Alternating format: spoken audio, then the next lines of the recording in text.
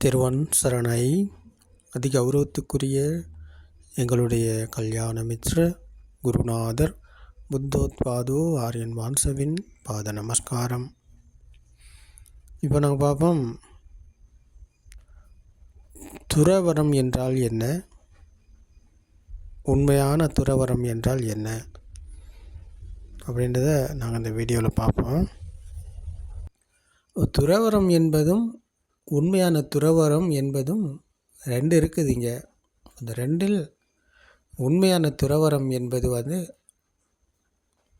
இதபிக்கவே பிக்கு இந்த புத்த சாசனத்தில் துறவரம் என்பது என்ன அப்படின்றத பகவான் புத்தர் அவர்கள் கூறுகிறார்கள். உண்மையான துறவரம் என்பது உல ரீதியிலான மாற்றம், உல ரீதியிலான முன்னேற்றம் அடைவது தான் உண்மையான துறவரம்.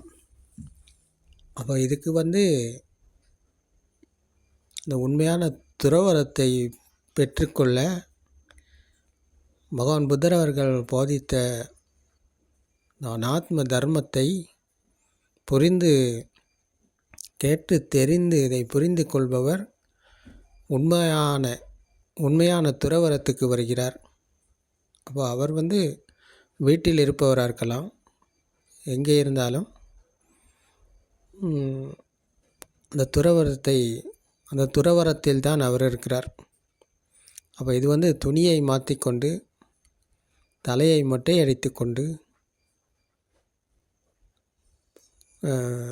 வீட்டிலிருந்து வெளியேறி காட்டுக்கு போயிட்டோ அல்லது பன்சலையிலோ ஆரணையிலோ எங்கேயும் இருப்பது கிடையாது என்று பகவான் புத்தர் அவர்கள் கூறுகிறார்கள். உண்மையான துறவரம் என்பது துணியை மாற்றிக்கொள்வதனால துறவரம் அடைய முடியாது. துணியை மாற்றிக்கொண்டு தலையை மொட்டையடித்து கொண்டு போர்வையில் பிக்ஷுவை போல துறவரம் சென்று இருப்பவர் உண்மையான துறவரம் ஆக முடியாது. அங்கே தர்மம் இல்லை என்றால் தர்மத்தை அவர் கேட்டு தெரிந்து புரிந்து கொண்டு வழிக்கு நடைமுறைக்கு வராமல் போர்வையில் மட்டும் இருந்தால் அங்கே ஒரு பிக்ஷு கிடையாது, அங்கே ஒரு துறவி கிடையாது என்பதைத்தான் பகவான் புத்தர் அவர்கள் கூறுகிறார்கள். அப்போ இது பார்வைக்கோ தெரிவதற்கோ பிக்ஷு வேஷம் போட்டுக்கொள்வது அல்ல உண்மையான பிக்ஷு என்பது. உண்மையான துறவி என்பது உலகத்துக்கு தன்னை காட்டிக்கொள்வது அல்ல. நான் ஒரு பிக்ஷு என்று தன்னை காட்டிக்கொள்வது அல்ல பிக்ஷு, துறவு. அப்போ உண்மையான உல ரீதியிலான மாற்றத்தை அடைபவர் தான் உண்மையான பிக்ஷு, அவர்தான் துறவி, அவர்தான் முற்றும் துறந்த முனி என்று பகவான் புத்தர் அவர்கள் கூறினார்கள்.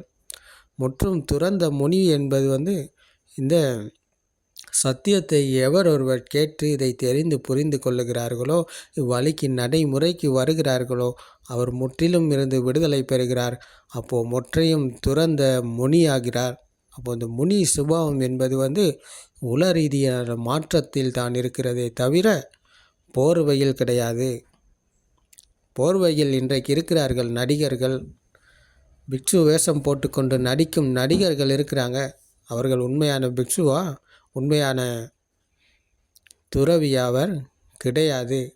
அப்போது துறவி என்பது பிக்ஷு என்பது துணியை மாற்றிக்கொள்வதனால் வருவது கிடையாது. அங்கே உல ரீதியான மாற்றம் அடைவது தான் உண்மையான பிக்ஷு. இதைத்தான் பகவான் புத்தர் அவர்கள் கூறினார்கள். இதபிக்கவே பிக்கு இந்த புத்த சாசனத்தில் பிக்ஷு என்பது பிக்ஷு என்பவர் உல ரீதியிலான மாற்றம் அடைந்தவர் தான். அப்போது அந்த உல ரீதியிலான மாற்றம் அடையாத போர்வையில் இருக்கும் போர்வையாளர்கள் ஒரு காலமும் பிக்ஷுவாக முடியாது. அவர் பார்வைக்கு பிக்ஷுவாக தெரிந்தாலும், அவர் உலகத்தைக்கு காட்டிக்கொண்டிருந்தாலும் நான் ஒரு பிக்ஷுவை போல அவர் ஒரு நடிகர் மட்டும்தான். அவரிடம் உண்மையான பிக்ஷு தன்மை சுபாவம் அங்கே இல்லை என்று பகவான் புத்தர் அவர்கள் கூறுகிறார்கள். அப்போது இதை போலத்தான் இன்றைய யுகத்தில் நிறைய பிக்ஷுக்களை துறவிகளை நாங்கள் காணக்கூடியதாக இருக்கிறது. நிறைய நாடுகள் இன்றைக்கி பௌத்தர்கள் இருக்கிறாங்க. பௌத்தம் என்று சொல்லி கொண்டிருக்கும் பௌத்தர்கள் போர்வைக்கு உலகத்துக்கு காட்டிக்கொள்வதற்கு நான் ஒரு பிக்ஷு, நான் ஒரு துறவி என்று காட்டிக்கொள்வதற்கு காட்டிக்கொண்டு லாபம் அடைவது,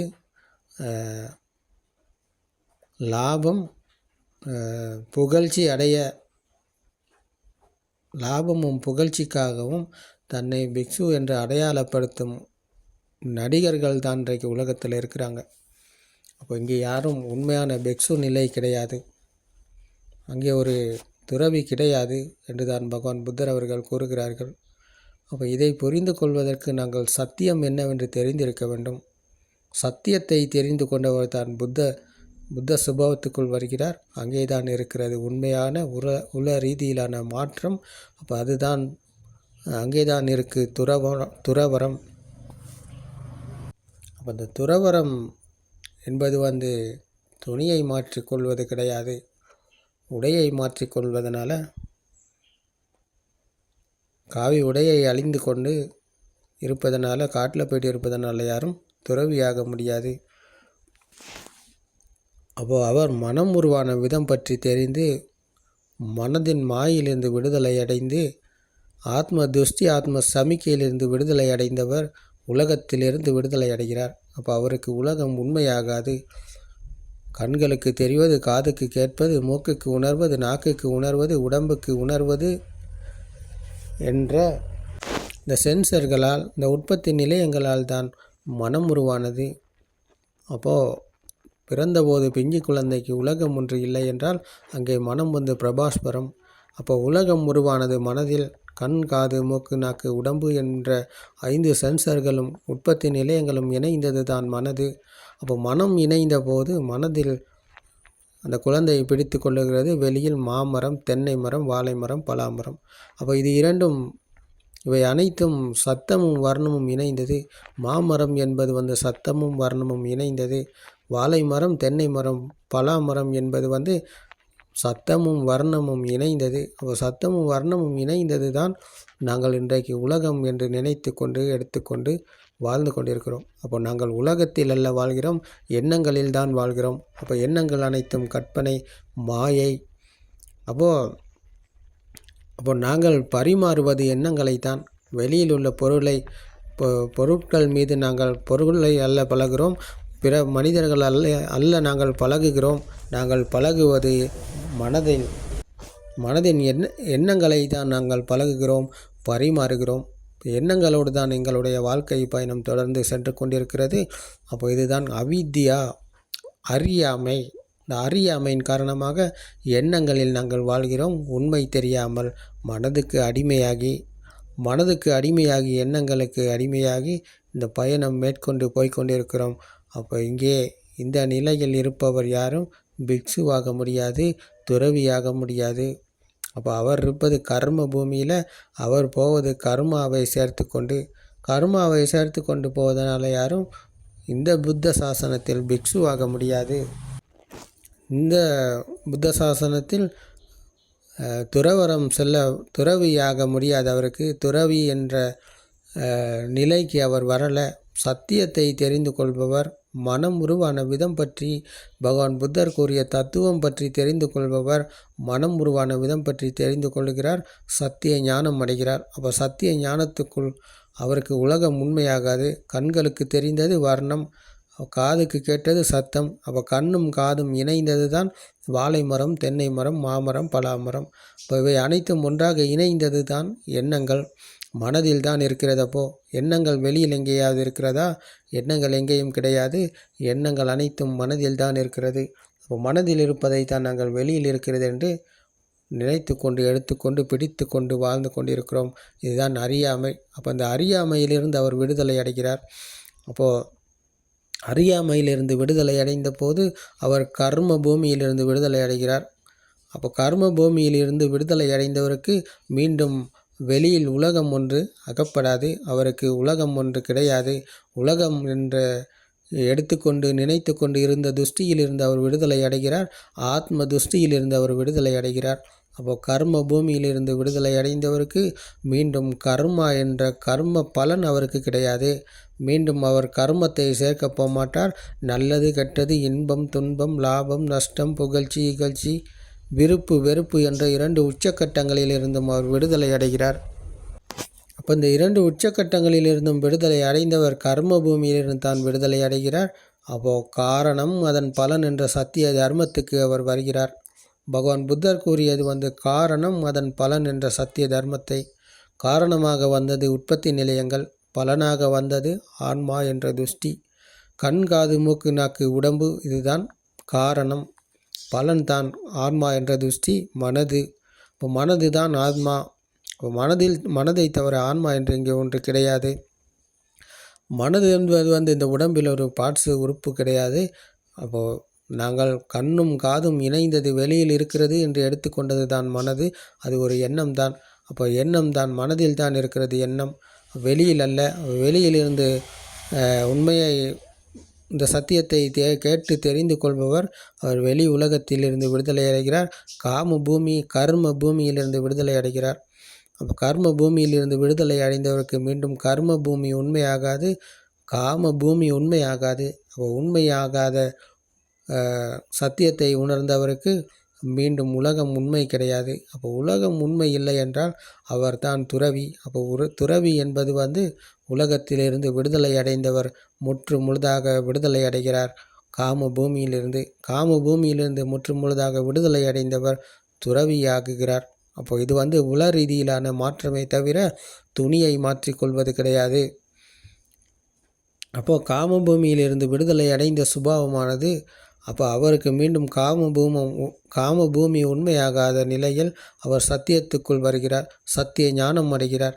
அப்போ சத்திய ஞானம் அடைந்தவர் முனி சுபாவத்துக்குள் வருகிறார். முற்றும் துறந்த முனி என்ற சத்திய தர்மத்துக்குள் வந்தவர் முற்றும் துறந்தவராகிறார். அப்போது முற்றும் துறந்தவர் என்பது கர்ம பூமியிலிருந்து விடுதலை அடைந்தவர் தான் முற்றும் துறந்த முனி என்று பகவான் புத்தர் அவர்கள் கூறினார்கள். அப்போ இது சத்திய தர்மம் காம்பீரம், அதிகாம்பீரமானது. இதை எங்கே எடுத்து பார்த்தாலும் பொருந்தக்கூடியதாக இருக்கிறது. இங்கே பொருத்தம் மற்ற நிலை என்று இங்கே ஒன்று கிடையாது. எல்லா இடமும் பொருந்தக்கூடியதாக இருக்கிறது. சத்திய ஞானம் அடைந்தவர் கர்ம பூமியிலிருந்து விடுதலை அடைகிறார், காம பூமியிலிருந்து விடுதலை அடைகிறார். அவர் தான் முற்றும் துறந்த முனி என்ற நிலைக்கு வருகிறார். ஏனென்றால் துறவு என்பது இந்த உல ரீதியிலான மாற்றத்தில் தான் இருக்கிறது. வெளி உலகம் உண்மை இல்லை என்றால் அதற்கு வெளி உலகத்தோடு அவர் விருப்பை ஏற்படுத்தி கொள்ளவோ வெறுப்பை ஏற்படுத்தி கொள்ளவோ அவர் போக மாட்டார். காரணம், அந்த உலகத்திலிருந்து அவர் விடுதலை அடைந்து விட்டார். முற்றையும் துறந்த நிலைக்கு வருகிறார். முனி என்ற சுபாவத்துக்குள் வருகிறார். அப்போ இங்கேதான் முற்றும் துறந்த முனி என்ற சுபாவம் இருக்கிறது. வெளியில் காட்டில் போய்ட்டு தியானங்களை செய்து கொண்டு, கண்களை மூடிக்கொண்டு, கைகளை வைத்து கொண்டு, மனதை ஒரு நிலைப்படுத்தி கொண்டு உட்காந்துக்கிட்டு இருப்பதனால் யாரும் முற்றும் துறந்த முனி என்ற சுபாவத்தை அடைய முடியாது. அங்கே ஒரு பிக்ஷுவும் கிடையாது, அங்கே ஒரு துறவியும் இல்லை. அவர் போர்வைக்கு உலகத்தை ஏமாற்றும் ஒரு நடிகராகத்தான் இருப்பாரே தவிர அங்கே உல ரீதியிலான மாற்றம் இல்லை. அவருடைய லாபத்துக்காகவும் அவருடைய புகழ்ச்சிக்காகவும் அவருடைய இச்சைகளை தீர்த்து கொள்வதற்காகவும் அவர் ஒரு நடிகராக இருக்கிறாரே தவிர உண்மையான உல ரீதியிலான மாற்றம் அங்கே இல்லை. அப்போது சத்திய தர்மத்தை கேட்டு இதை தெரிந்து புரிந்து கொண்டு இதை நடைமுறைக்கு வருகிறாரோ, யார் நடைமுறைக்கு வருகிறாரோ அவர் இந்த நிலையை அடைகிறார், சத்திய ஞானம் அடைகிறார். அப்போ சத்திய ஞானம் அடைவது தான் முற்றும் துறந்தவராகிறார். அப்போ உலகம் உண்மையாகாது, அவர் சத்திய ஞானத்தோடு இணைகிறார். இப்போ சத்திய ஞானம் என்பது இந்த உலகத்திலிருந்து விடுதலை அடைந்த சுபாவம், சத்தியத்தோடு விழித்து கொள்ளும் சுபாவம் தான் சத்திய ஞானம். அப்போது காம பூமியிலிருந்து விடுதலை அடைந்த சுபாவத்தில் அவர் சத்திய ஞானத்தோடு அவர் கிருத்திய ஞானத்தில் பயணம் செய்து கிருத்தக் ஞானம் வழியாக நிர்வாணம் அடைகிறார். அப்போ அங்கே ஒரு மனிதரோ கடவுளோ இறைவனோ ஆண்டவனோ அல்லாவோ எவரை கூறினாலும் அங்கே ஒருத்தர் இல்லை என்றால் அதுதான் புத்த சுபாவம். புத்த சுபாவத்துக்குள் ஒருத்தர் கிடையாது. எல்லா துஷ்டிகளிலிருந்தும் விடுதலை அடைந்த சுபாவம் தான் புத்த சுபாவம். அந்த புத்த சுபாவத்தோடு அவர் இணைந்த போது அவர் உலகத்திலிருந்து காம பூமி, ரூப பூமி, அரூப பூமி என்ற 3 பூமிகளையும் வென்று 3 பூமிகளிலிருந்தும் விடுதலை அடைந்து ஸ்ராவக புத்த என்ற புத்த சுபாவத்தை அடைகிறார். அப்போ அவர்தான் நிர்வாணம் அடைபவர். இதுதான் நிர்வாணம் என்று பகவான் புத்தர் அவர்கள் கூறினார்கள். அப்போது உல ரீதியிலான மாற்றம் பெறுவதே இங்கே பிக்ஷு என்று பகவான் புத்தர் அவர்கள் கூறுகிறார்கள். துறவு என்று பகவான் புத்தர் அவர்கள் கூறுகிறார்கள். இங்கே முற்று முழுதாக இருப்பது உல ரீதியிலான மாற்றத்தில் தான், நடைமுறையில் தான் இது இருக்கிறது. வெறும் சிலபஸோ ஒரு கற்பனை கதையோ தியானங்களை மேற்கொண்டு மனதை ஒரு நிலைப்படுத்தி கொள்வதோ கர்ம பூமியை பற்றி கதைத்து கொண்டு உட்காந்துக்கிட்டு இருப்பதோ கிடையாது. இங்கே சத்தியத்தை மனம் உருவான விதம் பற்றி தெரிந்து கொண்டு மனதின் மேலும் வழியில் பயணம் செய்பவர் தான் பிக்ஷு என்ற நிலைக்கு வருகிறார். அங்கே தான் துறவு இருக்கிறது. அவர் வீட்டில் இருக்கலாம், வீட்டில் இருப்பவராக இருக்கலாம், திருமணம் முடித்தவராக இருக்கலாம், படிப்பவராக இருக்கலாம், பாடசாலைக்கு செல்லும் ஒரு மாணவராக இருக்கலாம், வயோதிபம் சென்ற ஒரு தாத்தா பாட்டியாக இருக்கலாம், ஒரு இளவயது பெண்ணாக இருக்கலாம், ஒரு இளைஞனாக இருக்கலாம். அப்போது இதுக்கு எந்த வயது எல்லையும் கிடையாது. இதற்கு எந்த ஜாதி பேதமும் கிடையாது, மொழியும் கிடையாது, இனமும் கிடையாது. படித்தவர் படிக்காதவர், பணக்காரர் ஏழை அப்படின்ற ஒரு எந்த பாகுபாடும் கிடையாது, எந்த ஒரு வித்தியாசமும் கிடையாது இந்த சத்தியத்தை புரிந்து கொள்வதற்கு. இதுதான் இந்த புத்த சாசனத்தில் காம்பீரம், இந்த காம்பீரமான சத்தியம் இதுதான்.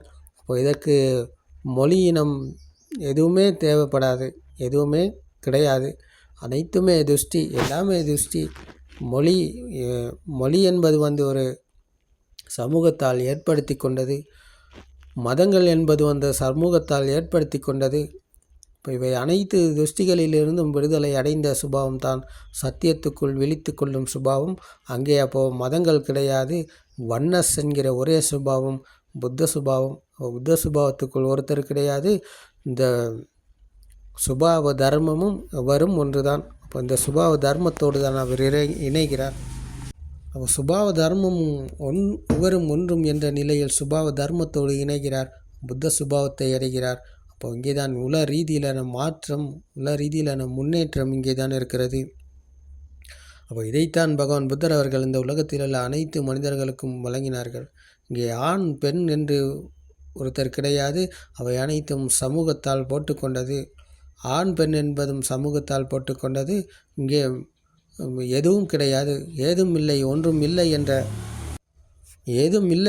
இல்லை என்ற சத்திய தர்மத்தை தெரிந்து புரிந்து கொண்டு தர்மத்தோடு விழித்து கொண்ட போது, விழிப்புணர்வோடு சத்திய ஞானம் அடைந்த கிருத்திய ஞானம் வழியாக பயணம் செய்து கிருத்தக் ஞானம் வழியாக இவர் நிர்வாணம் அடையும் போது எங்கேயும் எதுவும் உண்மையாகாது, அனைத்தும் கற்பனை, மாயை, மனதின் மாயை என்ற சத்தியத்தை புரிந்து கொண்டு மனதின் மாயிலிருந்து விடுதலை அடைந்தவர் மீண்டும் மனதின் மாய்க்கு அகப்பட மாட்டார். 3 பூமிகளையும் வென்று மரணத்தை வெல்கிறார். அப்போ மரணிப்பதற்கு அவர் இல்லை. ஏனென்றால் பிறப்பதற்கு உலகம் ஒன்று இருக்கும் வரைக்கும் அவர் இருந்தார். அப்போ உலகம் ஒன்று இல்லை என்றால் அவருக்கு மரணம் இல்லை. மரணத்தை வென்ற சுபாவமே தான் இதான் புத்த சுபாவம். அந்த புத்த சுபாவத்துக்குள் ஒருத்தர் கிடையாது. அப்போ ஒருத்தர் இல்லை என்றால் இங்கே தான் அதுதான் முனி என்ற சுபாவம். இந்த முனி என்பது முற்றையும் துறந்த முனி என்ற பகவான் புத்தர் கூறிய முற்றும் துறந்த முனிவர் என்ற முனிவர் இவர் தான். அப்போ மகா முனி என்று பகவான் புத்தர் அவர்கள் இவரைத்தான் கூறினார்களே தவிர போர்வைக்கு பொருத்தி கொண்டு நடிகரை போல இன்றைக்கு வேஷம் போடுபவர்களை யாரையும் பகவான் புத்தர் சொல்லலை. இவர் முனி என்று, மகா முனி என்று யாரையுமே சொல்லலை. அப்போ இந்த சத்தியத்தை தெரிந்து புரிந்து கொள்பவர் ஏழை வீட்டில் ஒரு ஏழை விவசாயியாக இருக்கலாம், ஒரு குடிசையில் வாழும் ஒரு மனிதனாக இருக்கலாம். இப்போ அவர் இந்த சத்தியத்தை புரிந்து கொண்டால் அவர் உலகத்திலிருந்து விடுதலை அடைந்தார். அங்கே சாந்தமான இனிமையான சுவை இருக்கிறது. இந்த சாந்தமான இனிமையான சுவை என்பது இந்த புத்த சாசனத்தில் தான் இருக்கிறது. இந்த சத்திய தர்மத்தோடு இணைந்து கொண்டவருக்கு தான் இதை பெற்றுக்கொள்ள முடிகிறது. அப்போ இதைத்தான் உலகத்தில் உள்ள அனைத்து மனிதர்களுக்கும் வழங்கினார்கள் பகவான் புத்தர் அவர்கள். மகா கருணையின் காரணமாக இந்த சத்தியத்தை வழங்கினார்கள் இந்த மனிதர்களுக்காக. இந்த சத்தியத்தை கேட்டு தெரிந்து புரிந்து கொண்டு உல ரீதியிலான மாற்றம் அடைபவர் பிக்ஷு என்ற நிலைக்கு வருகிறார். அவர்தான் முற்றும் துறந்த முனி என்ற சுபாவத்தை அடைகிறார். அப்போது இதுதான் புத்த சுபாவம். இந்த புத்த சுபாவத்தை அடைய இந்த சத்திய தர்மம் உங்களுக்கும் துணையாக இருக்கும். திருவன் சரணை.